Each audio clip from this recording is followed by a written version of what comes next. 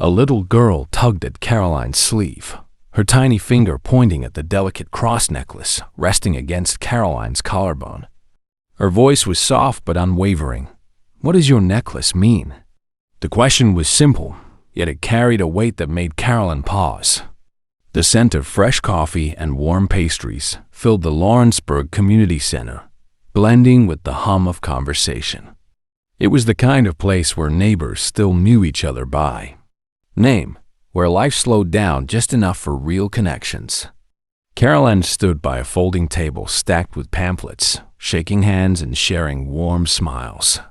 She cherished these moments not for attention, but for the stories, the unfiltered glimpses into people's lives.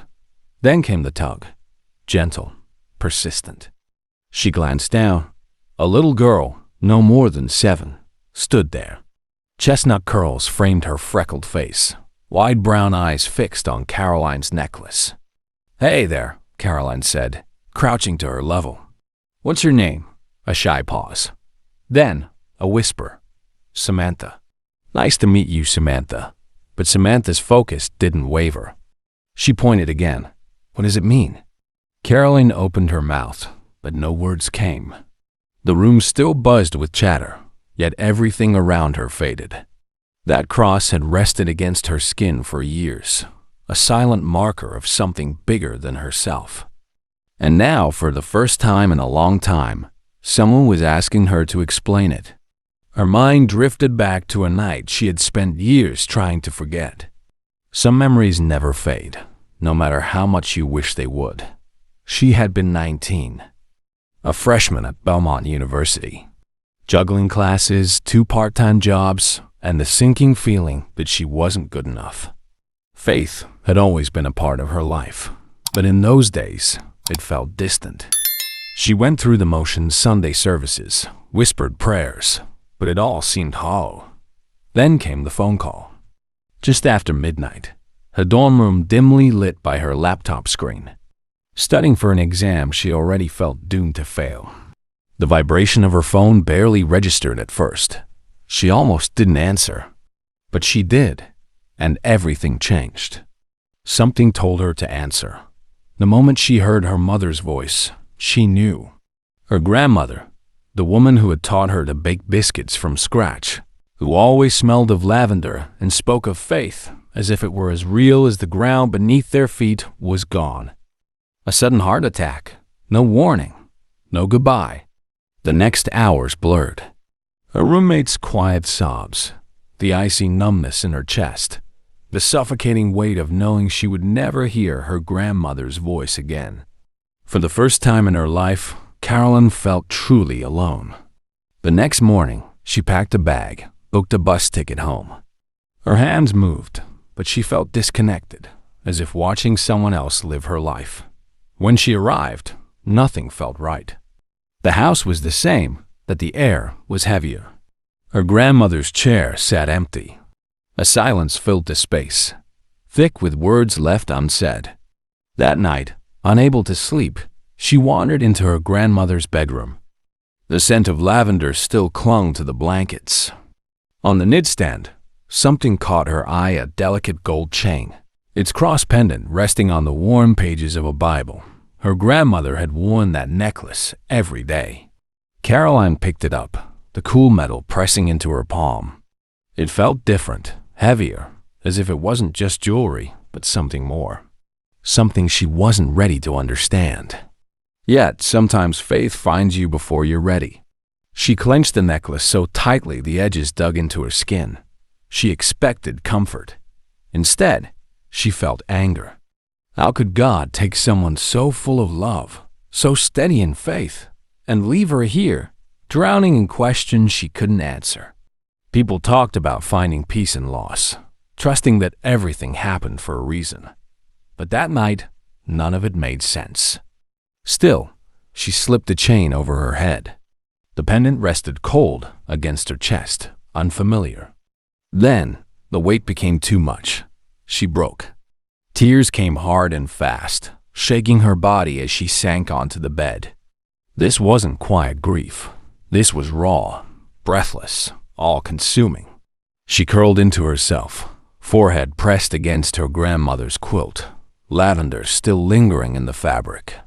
She wasn't sure how long she lay there before she whispered, maybe to herself, maybe to God, if he was even listening. If you're real, if you're out there, I need to know. I need to feel something. Anything. Because right now, I feel nothing at all. Silence. No voice from the heavens. No sudden warmth or clarity. Just the hum of crickets outside and the house settling the night. She should have felt foolish. She should have gotten up. But she didn't. She wiped her face, told herself to move on. But she didn't. Instead, she stayed there, waiting. And then something happened. It wasn't a voice or a vision, not the kind of thing found in storybooks. It was smaller. A shift, barely noticeable but unmistakable. Her heart, which had felt like it was tearing itself apart, slowed. The tightness in her chest didn't vanish, but it loosened just a little. Her ragged breath steadied.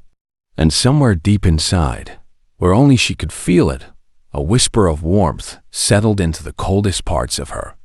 It wasn't an answer. It wasn't a solution. But it was something. For the first time since picking up the phone that night, she wasn't drowning. Karoline pulled the cross necklace between her fingers, staring at it through tear-blurred vision. It had belonged to her grandmother, but in that moment, it felt like it had found her instead.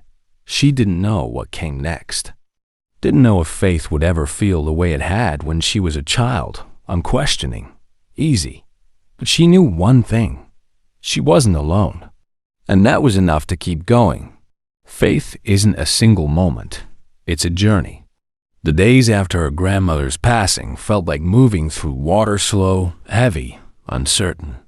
Karoline went through the motions, offering small smiles to relatives who patted her shoulder, nodding along to condolences that blurred together. But something was different now. The ache was still there. The questions hadn't disappeared. Yet every time her fingers brushed the cross, resting against her collarbone, she felt steadier.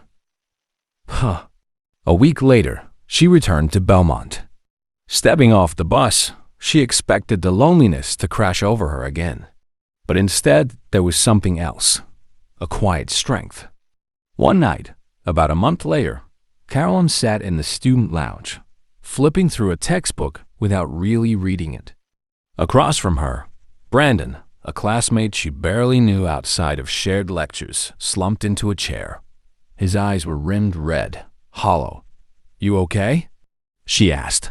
At first, he didn't answer. Then, with a shaky breath, "My dad died last night." Karoline froze. She should have said, "I'm so sorry." Or, "That must be really hard."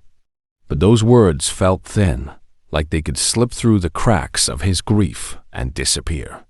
Instead, she reached for her necklace, rubbing the pendant between her fingers, the way she had done 100 times since that night in her grandmother's bedroom. "I lost my grandma last month," she admitted. "I don't have the right words for this, but I know how it feels to think nothing will ever make sense again." Brandon swallowed hard, his jaw clenching as he blinked rapidly. "Yeah." She hesitated. Then, slowly, she took off the necklace and held it out to him. His brows knitted together. I can't take that." "You're not taking it," she said softly. "Just borrowing it, until you feel like you can breathe again." At first, he didn't say anything. He just stared at her, like she had given him something much bigger than a piece of jewelry. Then, with shaking hands, he took it. Karoline didn't know it then, but that small act of kindness would be the first of many. Because sometimes, faith isn't about having all the answers. Sometimes, it's just about showing up when someone else is too lost to find their own way. She glanced down at the delicate cross around her neck. Not the same one. She had bought this one to replace the one she had given away. That first necklace, the one that had belonged to her grandmother, never made its way back to her. Brandon had kept it. A year after she had lent it to him, he admitted he wasn't ready to give it back. She had just smiled and told him, "Then it's yours." Now, years later, she faced a little girl who had no idea how much that small piece of gold had shaped her life. "My grandmother gave me a necklace just like this," Karoline said. "At first, I thought it was just jewelry. But after she passed, I realized it was something much bigger.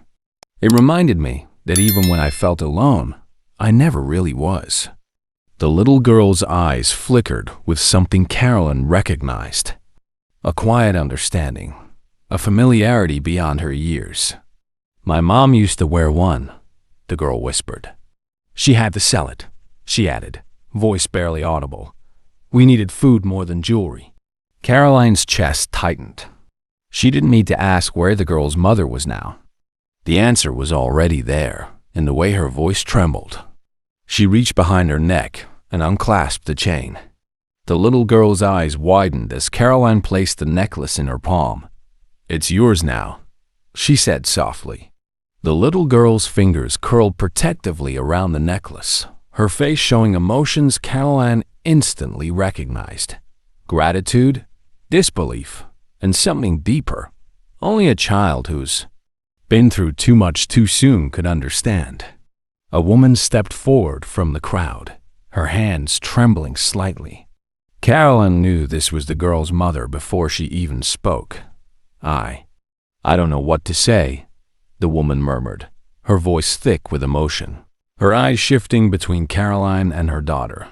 "She talks about that necklace every night before bed.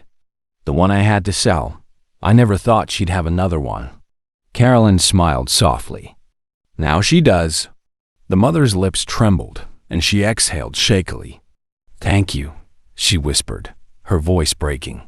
Karoline understood. She had been on the other side of that moment, the one receiving something that felt like hope when it seemed impossible to hold on.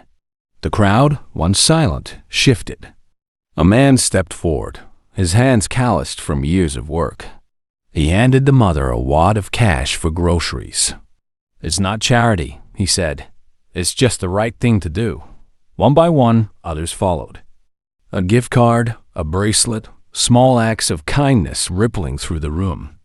Karoline took a step back, watching as strangers became more than faces in the crowd. This moment wasn't about her. It was about something bigger. Faith isn't just belief. It's action. And the most powerful moments leave something behind, something that lingers long after they're gone. As the crowd slowly dispersed, Karoline watched the mother and daughter, knowing this moment would stay with them and with her forever. A few polite conversations and maybe some applause, that's what Karoline had expected. Instead, she was reminded of something she had learned long ago. The smallest moments often hold the most weight. The little girl didn't know it, but she had given Karoline something just as meaningful in return. She had reminded her why faith mattered, why kindness, especially the kind that asks for nothing, was worth everything. Karoline had once thought faith was about having all the answers. That night, in her grandmother's bedroom, she had begged for one clear, undeniable sign. But as she got older, she realized faith isn't about knowing. It's about trusting. Trusting that even in the hardest moments, when answers don't come easily, there is still light to be found. And sometimes, that light comes in the form of a small hand tugging at your sleeve.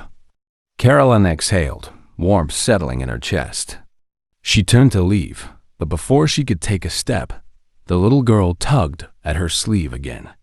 "Miss Karoline," she said softly. Karoline crouched down. "Yeah, sweetheart?" The girl hesitated before saying, "I think my mom's right." "You gave me more than a necklace." Karoline smiled. "And you gave me more than a question." The little girl beamed, then ran back to her mother. Karoline watched them go, her heart lighter than it had been in a long time. She didn't know what struggles lay ahead for them, but she knew this. Sometimes, all it takes is a simple act of kindness to make sure no one feels alone.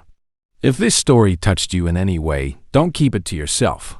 Share it, pass it on, be someone's light in their darkest moment. If you want to hear more stories that matter, make sure to subscribe, because the best stories, they're the ones that remind us of who we truly are.